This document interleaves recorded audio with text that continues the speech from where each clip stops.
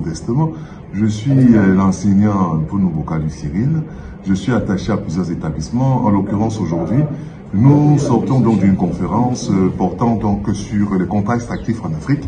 Et c'était la deuxième journée dont les thèmes abordés ont porté sur la typologie des contrats donc extractifs, les mécanismes de production et de gestion des contrats extractifs. Et nous avons terminé par une séquence très animée portant donc sur l'exécution des 10 contrats et le règlement donc des différents qui découlent donc effectivement des litiges liés à ces contrats.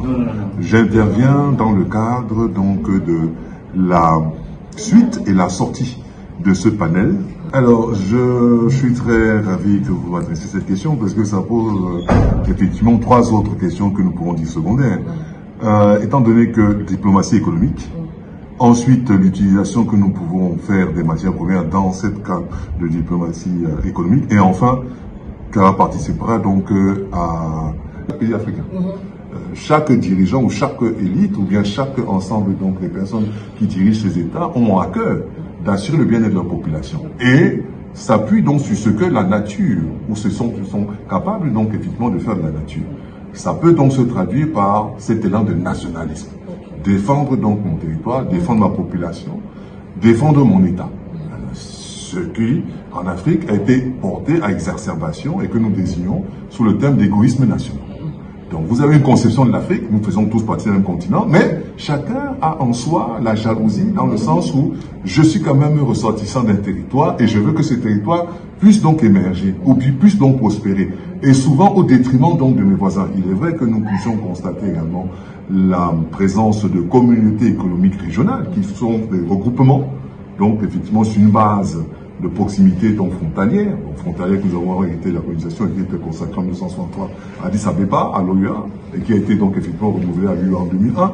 Mais il se trouve effectivement que ces 10 regroupements donnent une vision qui dépasse la notion de territoire.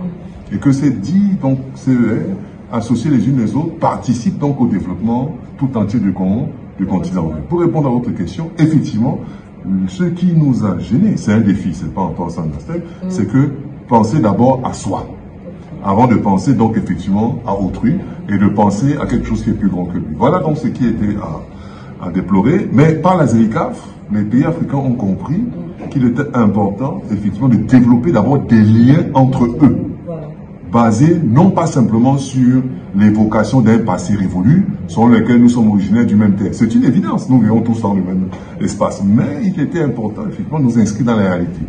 Qu'est-ce qui contribuerait à cette proximité? Et l'un des moyens, au-delà de la culture, c'est de l'économie. Échanger, effectivement, des biens, des services, permettre à ce que les gens circulent.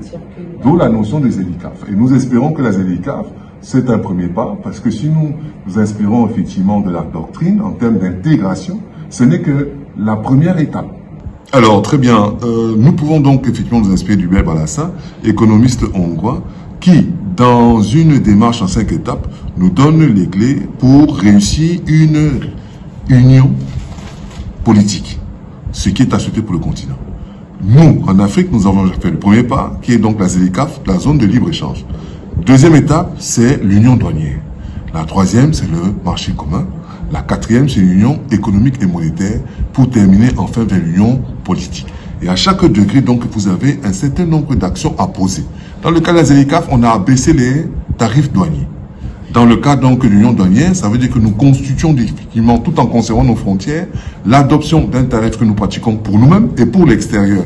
Dans le marché commun, au-delà donc effectivement de l'application d'un tarif douanier extérieur valable pour des produits, des marchandises et des biens qui ne sont pas africains, nous allons commencer à harmoniser nos politiques. Ça existe déjà au niveau des communautés économiques régionales, où les différentes communautés économiques régionales, la CEAC, la SADC, l'Union du Maghreb, la CEDEAO, ont déjà des corps législatifs qui, donc, effectivement, ont préséance sur les lois nationales dans un certain nombre de domaines.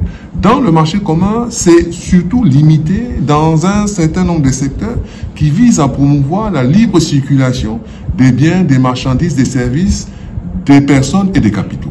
Quand vous accédez à l'union monétaire, comme son nom l'indique, ça veut dire que vous décidez de reconnaître l'utilité pour vous d'avoir une union monétaire qui s'appuie donc sur l'érection d'institutions qui émettent la dite monnaie. Vous mettez en place ici des institutions qui décident donc effectivement de l'utilité donc de la monnaie, de l'emploi de la monnaie et son corollaire, c'est l'union économique. Ça veut dire effectivement que vous décidez ensemble les politiques économiques qui vont irriguer donc la voie vers la prospérité. Et la dernière étape, au-delà des institutions qui existent dans l'Union africaine, c'est que, au-delà de ces institutions comme la conférence des chefs d'État et des chefs de gouvernement, du Parlement africain, vous mettez en place des institutions dites centralisées. Vous ne reconnaissez plus effectivement à chaque pays sa souveraineté en tant que tel, vous passez à la supranationalité, ça veut dire que vous décidez désormais d'un Parlement unique africain, vous décidez effectivement de la désignation d'un président africain et un organe de cour de justice qui va donc arbitrer différents litiges qui peuvent naître dans la compréhension des lois. Ça, c'est le stade le plus ultime. Et je pense que vos générations, vous souhaitez donc y parvenir. Donc, en nous inspirant de ces économistes hongrois, vous voyez donc de manière consécutive, de manière graduelle, en posant un certain nombre d'actes qui sont des accomplissements, nous tendrons vers l'unité donc politique africaine. Je répète, la ZLECAf n'est que la première étape. C'est une zone de libre-échange. Ce qui suit, c'est l'union douanière. Après, le marché commun. Par la suite, union économique et monétaire. Et pour finir, la tant souhaitée union